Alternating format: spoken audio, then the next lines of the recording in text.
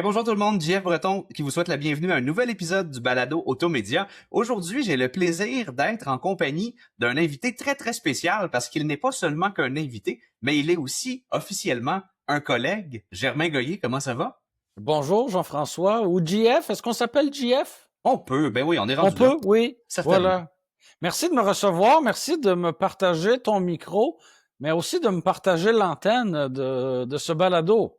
Oui, ben justement, ça fait partie des. En fait, aujourd'hui, on a quelques annonces à faire, on a quelques sujets à traiter, mais effectivement, donc officiellement, Germain, tu fais partie des rangs d'Automédia à titre de rédacteur en chef, officiellement du magazine, du média comme tel, et aussi à titre d'animateur du balado. Donc, les gens, ne faites pas le saut. Dans les prochains épisodes, vous allez voir, parfois certains seront animés par moi et d'autres seront animés par l'invité d'aujourd'hui.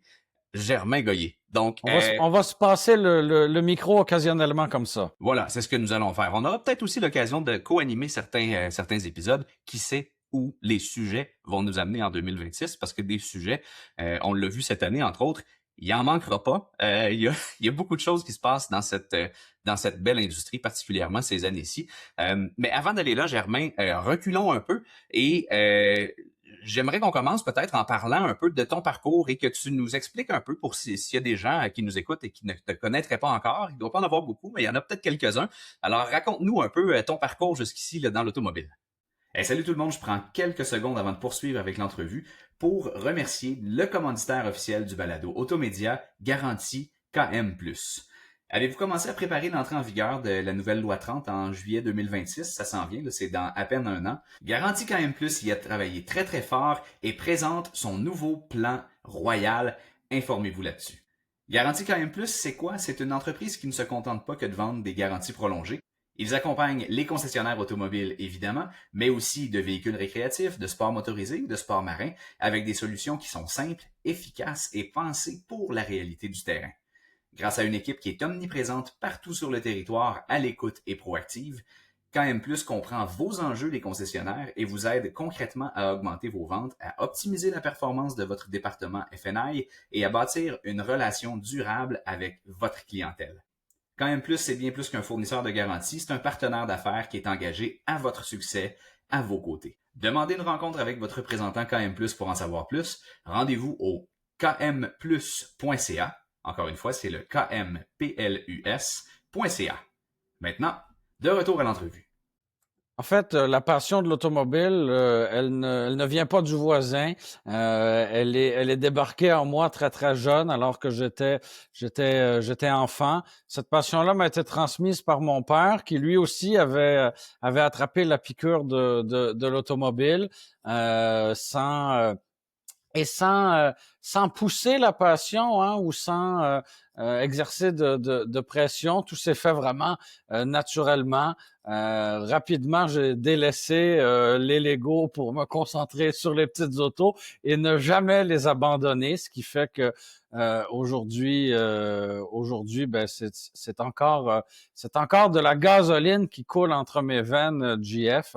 Et donc voilà, cette passion qui a évolué, hein, parce que à un moment donné, cette passion est devenue non seulement un hobby, mais aussi mon métier à temps partiel durant les premières années, puis un métier à temps plein depuis maintenant 10 ans.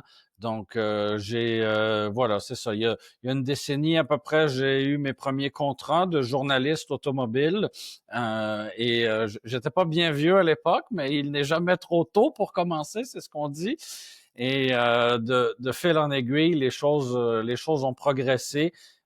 J'ai écrit dans l'une des bibles automobiles pendant quelques années. J'écris maintenant dans la deuxième, donc l'annuel de l'automobile depuis 2 ans déjà.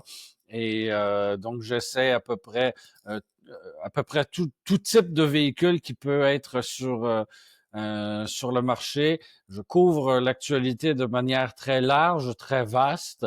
Je m'entretiens tous les jours avec des experts de leur pointe de tarte de l'automobile pour essayer de vulgariser tout ça à différents auditoires finalement. Écoute, ben justement, et on a eu la chance de te voir et de te lire et de t'entendre justement dans la dernière décennie sur tout ce qui se passait, le côté, notamment côté des modèles comme tel, côté des automobiles, des véhicules en soi. D'ailleurs, tu disais que la gasoline coule dans tes veines. Je sais pas si tu songes à faire un remplacement pour des fils et une batterie éventuellement. Ça sera à valider. J'attends les subventions. Oui, dépêche-toi. Ça finit là, 31 Ça décembre. achève, ça achève. Mais donc, euh, justement, tu as eu ce parcours-là du côté justement de journalisme automobile, vraiment côté produit. J'ai envie de savoir un peu qu'est-ce qui t'a amené à t'intéresser à l'industrie comme telle. Et quand je parle de l'industrie, je parle vraiment de ce qui se passe au day-to-day côté concessionnaire.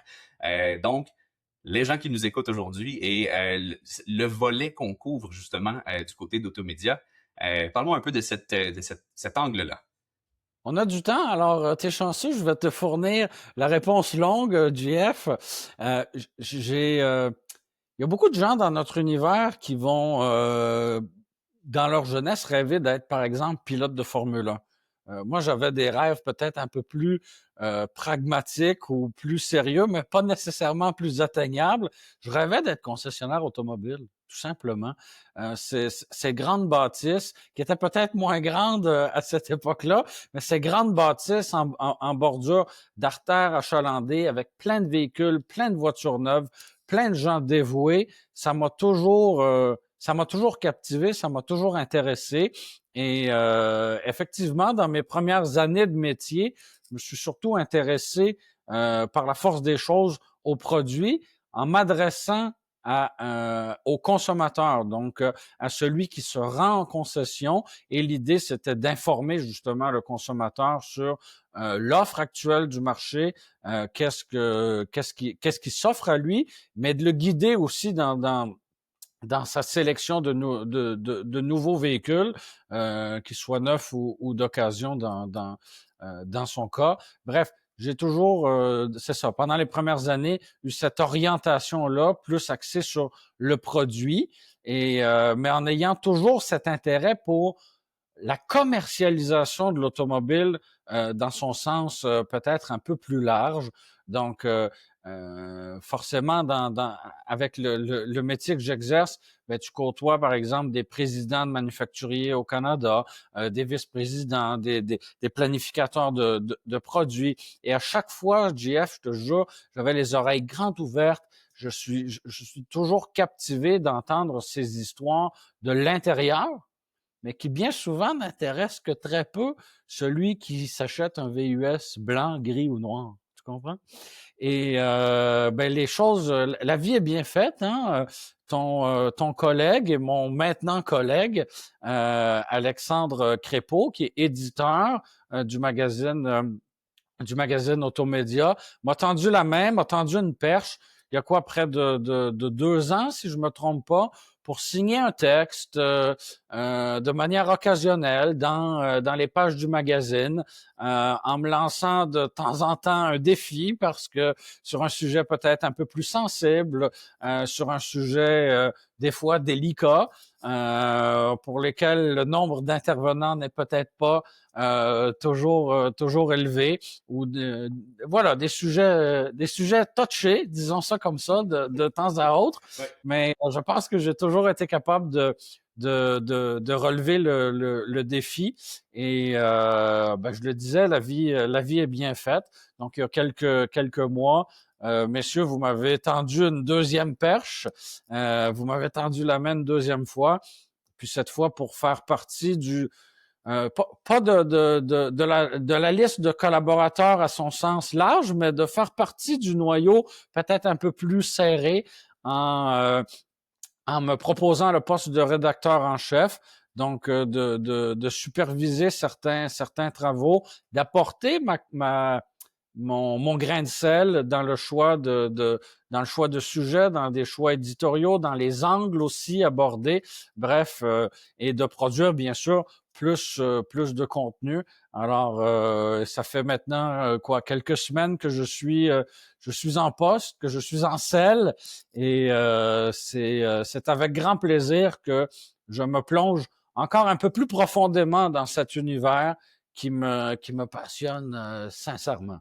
Ah ben, c'est génial. Et quand tu mentionnes justement le fait de produire davantage de contenu, ben c'est un petit peu ce qui nous amène à finalement partager l'antenne entre guillemets sur le balado parce que la plupart de ces sujets-là qui sont couverts du côté d'Automédia, ben il y a une discussion, hein. Avant que ça finisse dans le magazine version imprimée, il y a une entrevue, il y a une discussion, il y a des recherches qui sont faites. Donc, le plus souvent possible, le but sera d'être en mesure de livrer cette information-là et de livrer ces discussions-là dans tous les formats, hein. Donc, on l'aura en version écrite, mais aussi, donc, les gens pourront assister à la discussion qui précède l'article finalement là, quand les astres sont alignés et quand on est en mesure de le faire, bien entendu.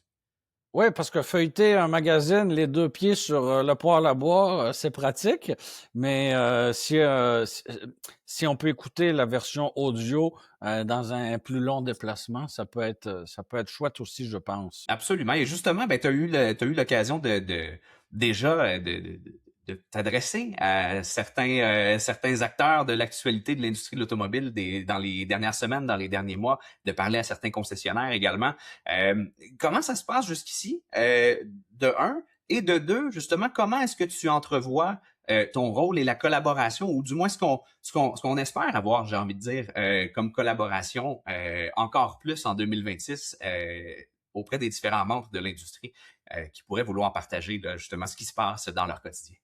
En fait, c'est intéressant que tu poses la question parce que quand je suis débarqué pour écrire mes premiers textes, je me suis heurté à certaines portes closes. Je me suis fait répondre que le sujet était intéressant, mais que on préférait ne pas commenter.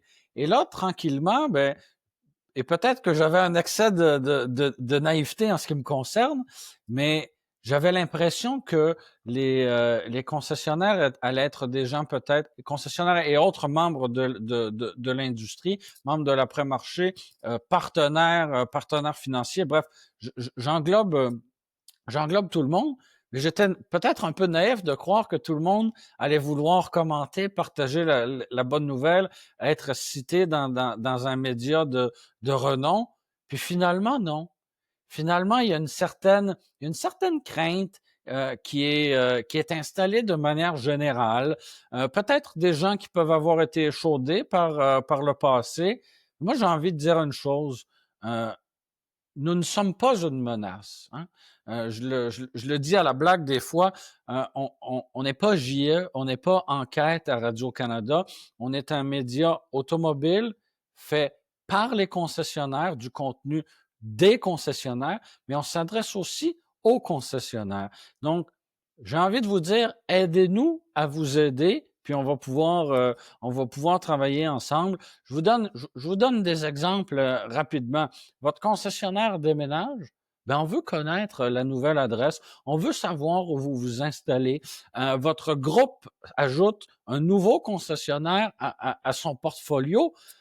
C'est une bonne nouvelle, il faut la partager. Cette histoire-là mérite d'être connue. Un concessionnaire voit son administration passer, je sais pas moi, de la deuxième à la troisième génération au sein d'une même famille. Colin, on veut le savoir, on veut partager ça, et surtout les gens de l'industrie veulent le savoir aussi. Ce sont des nouvelles intéressantes et pertinentes. Nous, on va donner notre couleur à ça, mais on n'est pas là pour, j'ai envie de dire, prendre personne en défaut. C'est pas le rôle, c'est pas le mandat d'Automédia, et c'est certainement pas la direction qu'on veut emprunter. Alors, si vous voyez mon nom apparaître dans votre boîte de courriel ou mon nom apparaître sur votre afficheur, n'ayez pas de palpitations, tout va bien aller. On va prendre le temps de discuter, on va prendre le temps de parler, parce que nous, on connaît, on connaît un peu de tout dans l'automobile. Mais celui, par exemple, qui est un concessionnaire, que ce soit Nissan, Volkswagen, Honda, peu importe, lui va connaître en détail la marque qu'il représente.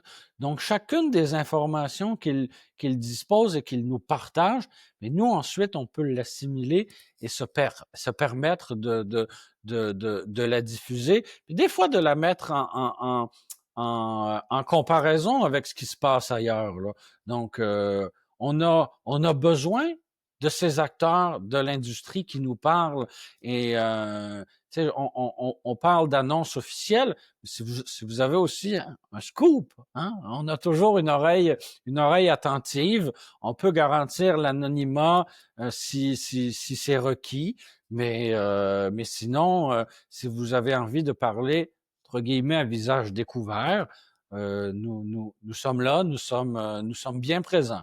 Et c'est vrai autant justement pour les dossiers thématiques ou les articles dont on sait qu'on va les couvrir et qui reviennent bien souvent année après année. C'est vrai aussi pour justement des choses qui se passent en concession ou des choses qui pourraient potentiellement nous avoir passé sous le radar, hein, parce qu'on essaie de voir tout ce qui se passe et on essaie de capter chaque élément qui est d'importance pour l'industrie. Mais évidemment, plus vous nous le partagez, plus vous nous le dites, ben plus on est en mesure d'être rapidement sur la nouvelle et d'en faire une couverture qui est efficace. Et j'ai envie de dire, pour en ajouter un petit peu sur sur l'élément que tu viens de souligner, il y a quand même déjà plusieurs membres de l'industrie, plusieurs concessionnaires et plusieurs dirigeants qui ont pris déjà ce réflexe-là, qui ont pris Absolument, cette habitude-là absolument. justement de nous parler, Et, de nous et contacter. ce sont des contacts très privilégiés, très précieux. Et voilà, voilà. Donc, on vous invite à être encore plus nombreux finalement à le faire. On est là pour ça. Hein? C'est pas le slogan ne change pas d'Automédia. Si vous regardez sur votre magazine, là, c'est écrit témoin de l'industrie automobile du Québec. C'est ça notre mission. C'est pour ça qu'on est là. Donc voilà, on veut savoir tout ce qui se passe. Et j'ai envie de dire que notamment dans la dernière année, on a ajouté des opportunités justement de vous parler, gens en concession. Je pense par exemple à la nouvelle chronique là, qui a vu le jour cette année, le point de vue du concessionnaire. Donc à chaque numéro, on a différentes personnes qui travaillent en concession. Parfois c'est des directeurs des ventes, parfois c'est des propriétaires, parfois c'est des conseillers aux ventes aussi, qui ont envie de s'exprimer, qui ont envie de partager un peu leur point de vue, donc sur une question ou sur une autre qui touche l'industrie. Ça fait partie, je pense, de ce que je mettrais dans la catégorie des wins de la dernière année. Je trouve ça vraiment intéressant comme chronique, justement, cet emplacement-là qui est vraiment réservé à vous laisser vous exprimer sur le sujet qui vous tente et qui vous préoccupe dans le moment. Sachant que c'est un magazine pour les concessionnaires, Mhm. pourquoi ne pas leur donner la parole carrément? Hein? Voilà. Et je comprends aussi jusqu'à un certain point, on n'a pas tous la même personnalité, on n'a pas tous les mêmes ambitions nécessairement. Alors, il y a des personnalités peut-être un peu plus discrètes. Alors, si vous ne voulez pas avoir, par exemple, votre visage en 4x8 sur le bord de l'autoroute, c'est correct, mais rien ne vous empêche de mettre de l'avant la concession sans mettre l'individu qui se cache derrière. Par exemple, dans le cas d'une acquisition ou d'un déménagement, d'une nouvelle construction, on peut garder l'emphase sur l'entreprise plutôt que l'individu si on a une personnalité qui est peut-être un peu plus réservée. Ouais. Un autre exemple concret justement où on a commencé à impliquer davantage les concessionnaires dans le contenu, c'est justement du côté des nouveaux modèles ou du moins des annonces de la part des manufacturiers par rapport à oui des nouveaux modèles, mais aussi peut-être des retraits de certains modèles de l'alignement pour la prochaine année et ainsi de suite. Donc évidemment, encore une fois, on n'est pas un média qui s'adresse à la masse, qui s'adresse à la population et qui est là pour couvrir justement le volet produits et automobiles uniquement. Par contre, ce qu'on a commencé à faire de plus en plus souvent, quand il y a des annonces comme celle-là, ben justement, c'est de les partager, mais en donnant le point de vue spécifique de concessionnaires du Québec, de la marque en question, qui nous donnent leur point de vue à eux sur ce produit-là ou sur cette annonce-là ou quoi que ce soit. Donc, ça donne vraiment un angle très, très intéressant sur, OK, parfait, il y a tel nouveau modèle qui s'en vient, mais concrètement, sur le plancher, ici au Québec, dans une concession, qu'est-ce qu'on pense que ça va avoir comme impact? Qu'est-ce que vous pensez des concessionnaires que ça va amener finalement et comment vos clients spécifiquement vont réagir à cette annonce-là? Donc, cet angle-là, justement, d'avoir les concessionnaires directement qui s'expriment sur les produits aussi et sur les décisions de leurs manufacturiers, je trouve ça un autre exemple drôlement intéressant.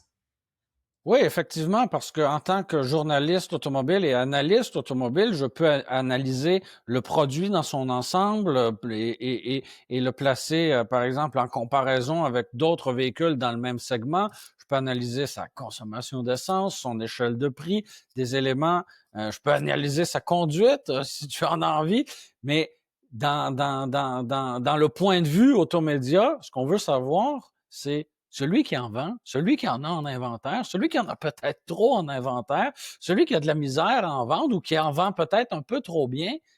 Comment ça se passe pour vous? Comment ça se passe? Est-ce que le nouveau produit répond mieux à des demandes passées de la clientèle? Si un nouveau modèle est dévoilé, êtes-vous capable de nous dire que vous l'avez vu il y a 1 an ou il y a 2 ans, puis vous en avez pensé quoi? Ça, en anglais, on dit, c'est un input, hein, donc c'est un avis de l'intérieur qui est très, très apprécié et très, très pertinent dans le cadre d'Automédia. Ouais, exactement. Et pour finir avec les exemples, un autre que j'ai envie de mettre de l'avant, puisqu'on est dessus ou dedans présentement, c'est le balado. Justement, là, dans la dernière année, on a eu le plaisir de s'entretenir avec des concessionnaires. On est allé à la rencontre justement de certains concessionnaires directement dans leur salle de montre. Je pense entre autres à l'équipe de Surrey Hyundai à Chambly là, qui nous a reçus en pleine salle de montre pour nous parler un peu, pour nous dévoiler là, les secrets de la recette qui leur a permis justement d'exploser leurs résultats de vente là, en quelques années à peine. Ça, c'est le genre d'entretien, c'est le genre aussi de contenu qu'on veut faire encore plus l'année prochaine pour vous et avec vous, les concessionnaires. Donc, justement, si, bon, on parlait tantôt, si vous êtes un petit peu plus réservé et discret et que vous ne tenez pas nécessairement à être à l'avant-scène, mais si au contraire, ça vous tente de venir faire un tour au balado, vous êtes les bienvenus. On veut vous entendre, on veut vous discuter avec vous. Donc, une autre façon de vous exprimer et de parler au reste de votre industrie, finalement. La nouvelle année dans l'industrie de l'automobile au Québec, ça se fête pas au jour de l'an, mais bien à l'avant-première bénéfice du Salon de l'Auto de Montréal. C'est la soirée où toute l'industrie se rassemble pour célébrer, pour contribuer généreusement à 5 fondations hospitalières du Grand Montréal et, évidemment, pour donner le coup d'envoi au Salon de l'Auto. Bref, ça s'en vient, ce sera le 15 janvier 2026 et dans les dernières années, l'organisation a remarqué qu'il y avait beaucoup de gens qui attendaient à la dernière minute pour acheter leurs billets et qui se retrouvaient potentiellement mal pris avec un événement sold out sans avoir leurs accès. Et les billets sont en vente là. Donc, attendez pas à la dernière minute, attendez pas au retour des fêtes, rendez-vous dès maintenant sur le apb.salonautomontréal.com. Procurez-vous vos billets dès aujourd'hui pour l'avant-première bénéfice du Salon international de l'Auto de Montréal. On se voit donc le 15 janvier 2026 au Palais des Congrès. Maintenant, Germain, avant qu'on se quitte, j'aimerais bien qu'on parle un petit peu de l'année 2025 qui s'achève et de l'année 2026 qui s'en vient. J'aimerais avoir un peu ton point de vue là sur ce qui t'a marqué, ce qui t'aurait marqué en 2025 là, dans l'industrie. Qu'est-ce que tu retiens de cette année?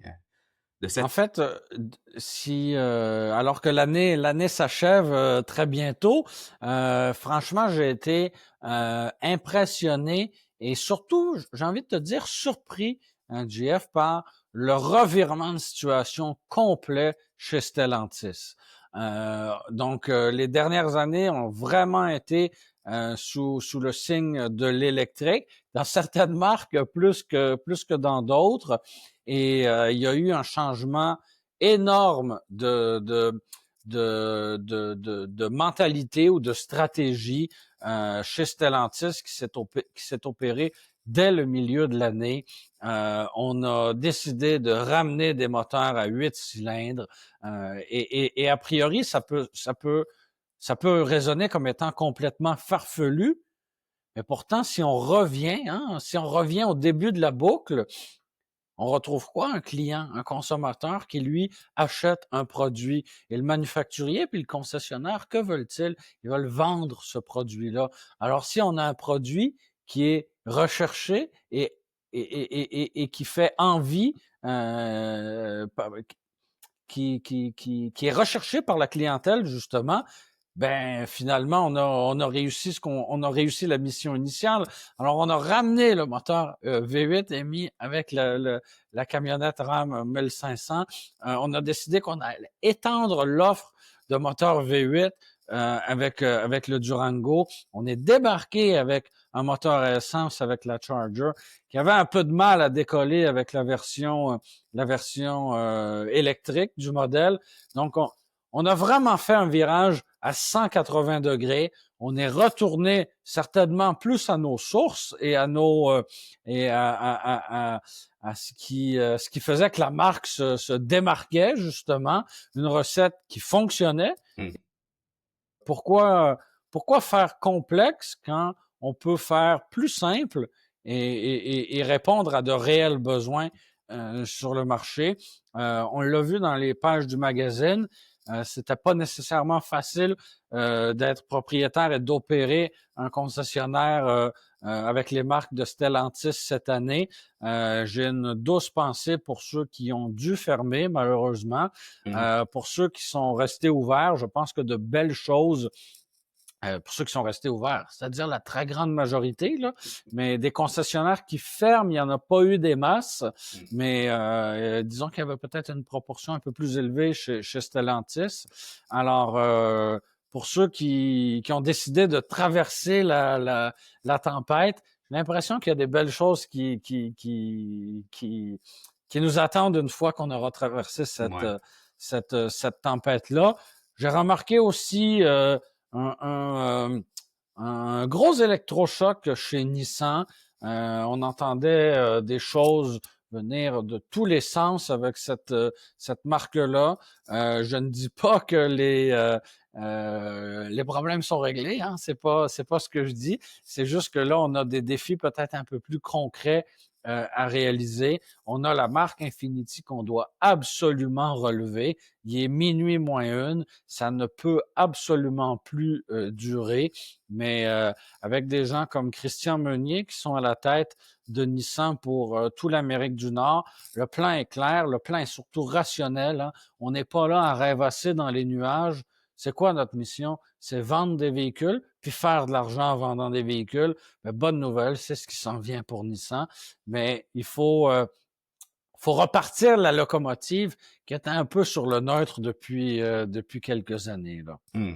Un autre manufacturier qui me vient en tête de mon côté, justement, c'est Honda, où justement, du côté des véhicules neufs dans les dernières années, très, très, très peu d'inventaire disponible. Donc, il y a beaucoup de concessionnaires, justement, qui se sont rabattus sur le département d'occasion et qui ont fait preuve de beaucoup de créativité, de beaucoup de débrouillardise aussi pour réussir à faire des chiffres, finalement, réussir à justement avoir un volume de vente en ayant une plus grande proportion qui se passe du côté de l'occasion. Donc, j'ai bien hâte aussi de voir, parce que les produits sont ultra intéressants, les nouveaux produits. Moi, personnellement, le Absolument. nouveau passeport, je le trouve absolument magnifique.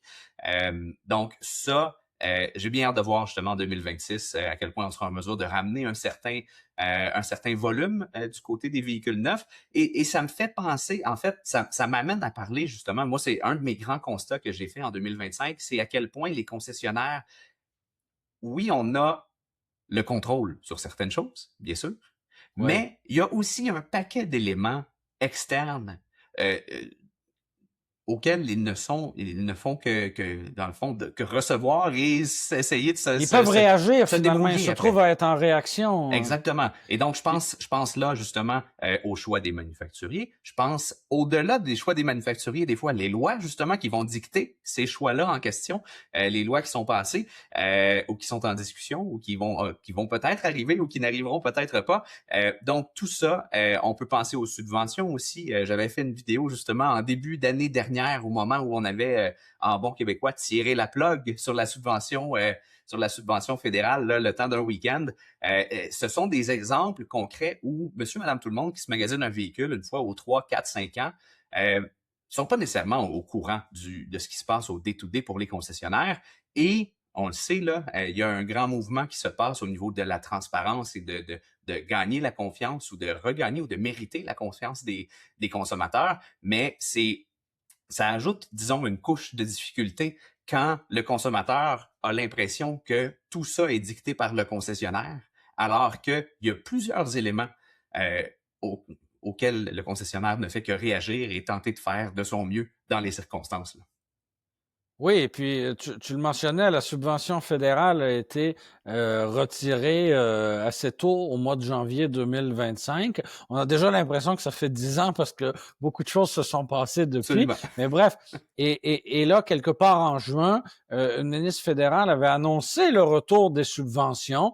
Donc, si tu étais sur le point d'acquérir un véhicule électrique neuf, qu'est-ce que tu faisais devant le retour possible de la subvention?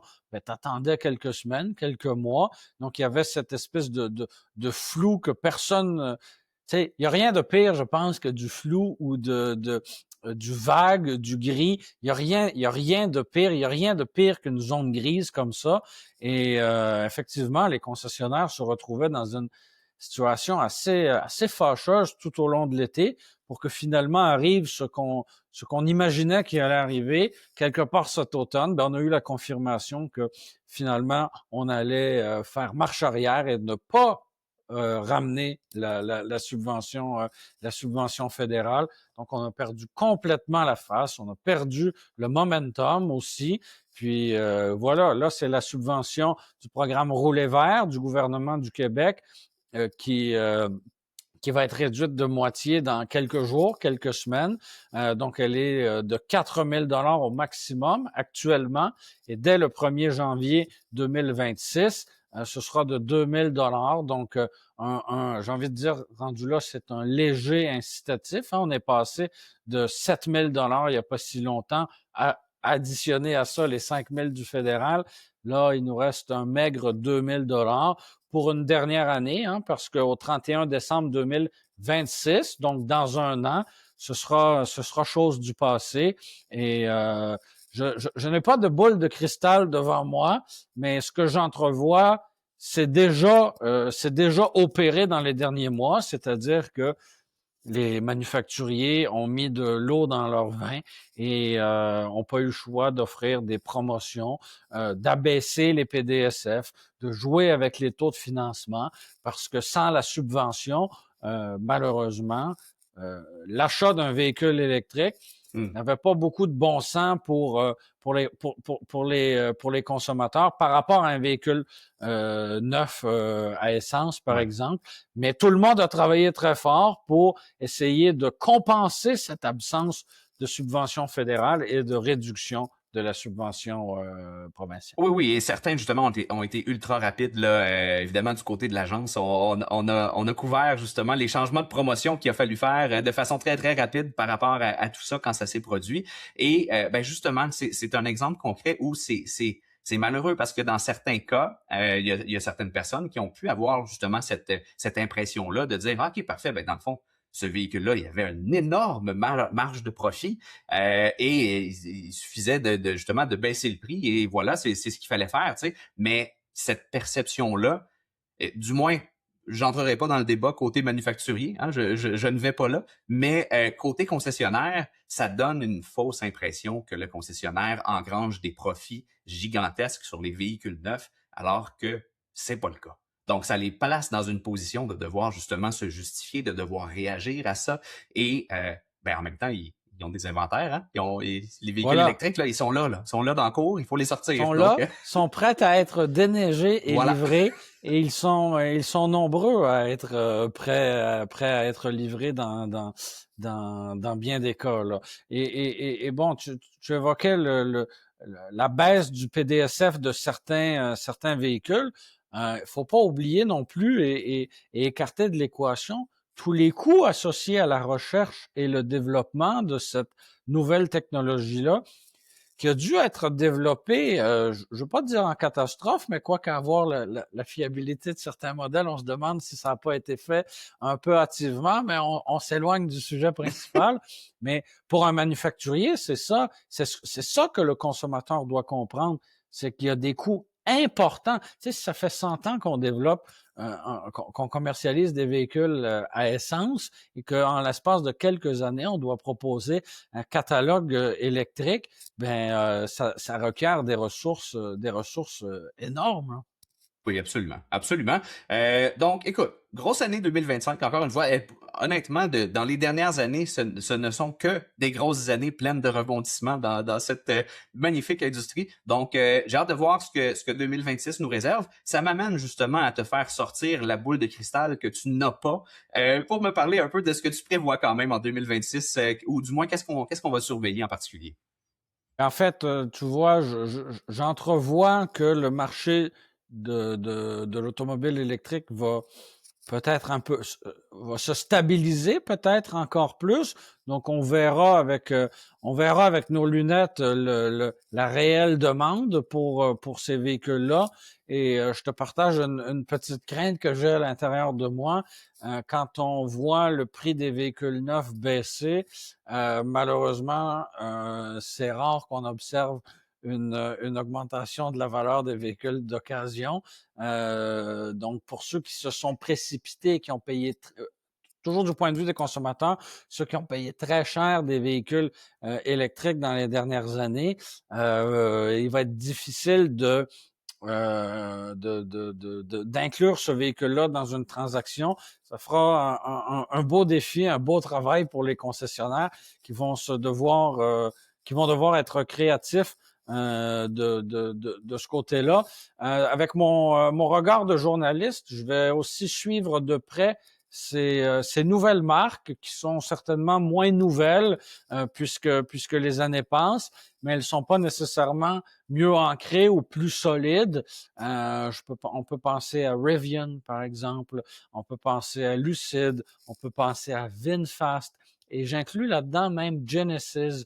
Donc, des marques qui ont profité d'un effet de nouveauté, qui des fois ont même adopté la stratégie du concessionnaire boutique, qui n'ont pas forcément un catalogue très diversifié. Imagine avoir opéré un concessionnaire ou opérer un tel commerce avec seulement un ou deux modèles, c'est impensable. C'est un défi énorme quand on a une énorme bâtisse à supporter, du personnel à supporter, des inventaires à supporter. Ce sont d'énormes défis. On souhaite pas de malheur à personne. On n'est pas du tout dans ce discours-là. Ça va être intéressant de suivre comment ces nouvelles marques vont finir par atteindre une certaine forme de maturité finalement. Oui, ben, et par rapport à ce dernier point-là, on peut même penser justement à l'arrivée éventuelle des marques chinoises, des véhicules chinois. Ça fait, moi je me rappelle qu'au sommet de la Corporation des concessionnaires automobiles de Montréal, donc en marge du Salon de l'Auto de l'année dernière, de 2025, il y avait un énorme pan de la conversation qui était réservé et dédié à ce sujet-là spécifiquement. On est pratiquement un an plus tard et ça continue justement de faire parler. On continue de tenter de se préparer justement à cet éventuel raz-de-marée qui pourrait arriver sur le marché. Et j'ai envie de dire, moi, chaque fois que j'en entends parler dans une conférence ou dans un événement comme celui-là, on ne se pose pas la question si ça va arriver, mais plutôt quand. Et Euh, surtout comment, et hein? comment, voilà. Oui. Hmm. Et je ne sais pas si tu les entends comme moi, mais je les entends cogner à la porte. Ouais. Voilà. Mais oui, parce qu'ils ont les manufacturiers automobiles chinois ont la force de frappe nécessaire pour débarquer en Amérique du Nord. Simplement, ici en Amérique du Nord, le lobby est très, très fort et repousse le projet. Au Canada, on avait adopté cette surtaxe-là finalement pour copier les Américains. Entre-temps, on est devenu un peu moins copain-copain avec les Américains.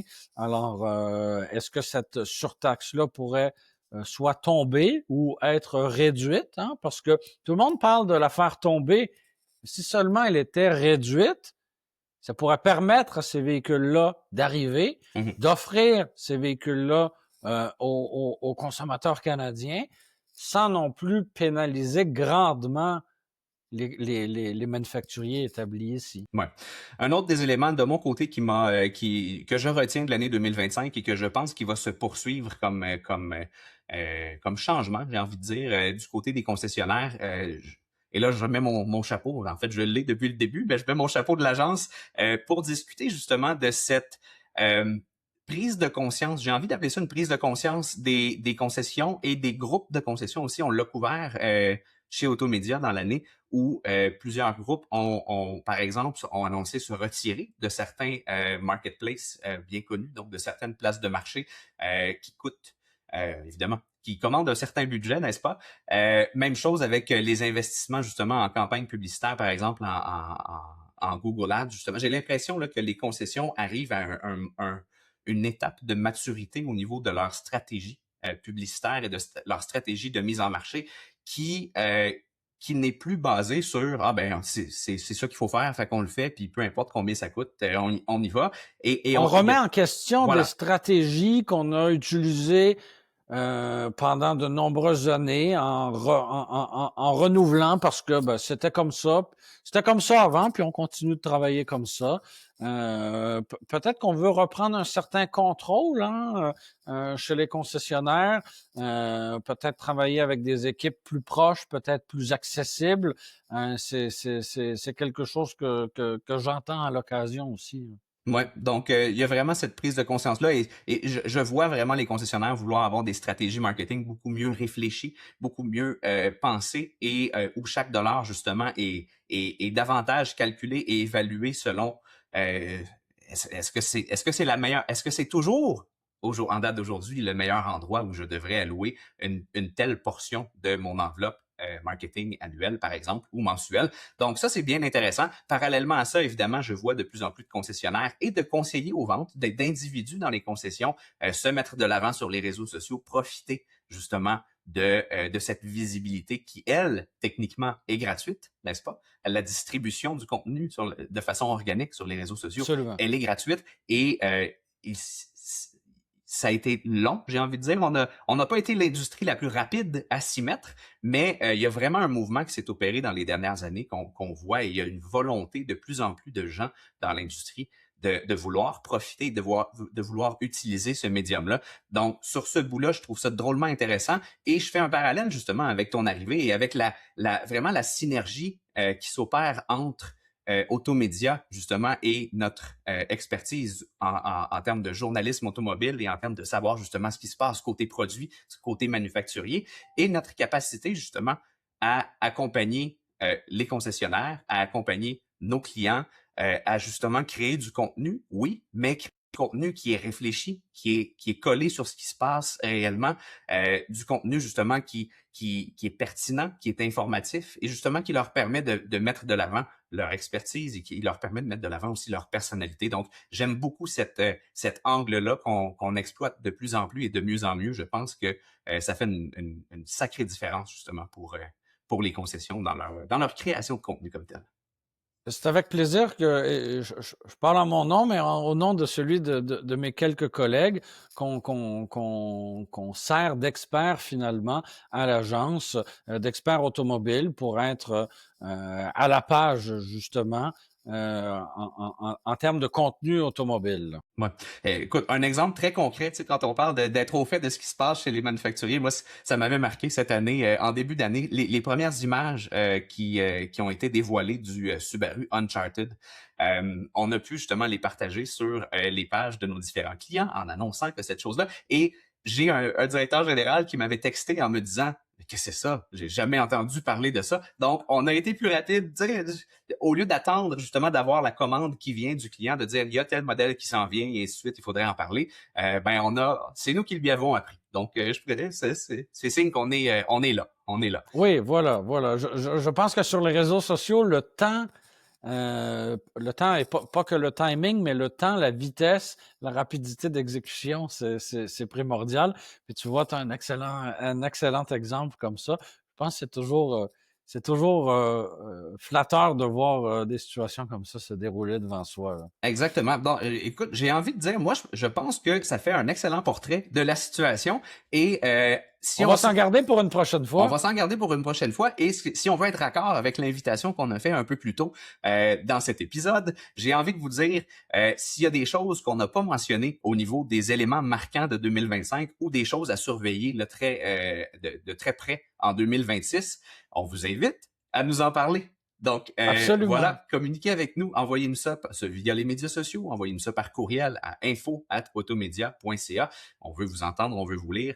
Encore une fois, c'est pour ça qu'on est là. Donc, Germain, je me répète, mais bienvenue dans l'équipe. Très content de travailler avec toi et d'entamer cette année 2026 à tes côtés. Et je te laisserai donc le mot de la fin. JF et tes collègues, je vous remercie tous pour votre accueil. Je te serre la main de manière virtuelle et je suis certain que 2026 nous réserve à tous de bien belles choses. Et je souhaite un très joyeux temps des fêtes à tous les concessionnaires, les employés des concessionnaires et une excellente année 2026. On sera là pour tout couvrir ce qui va se passer. Ça, c'est certain. Bonne année tout le monde. À bientôt.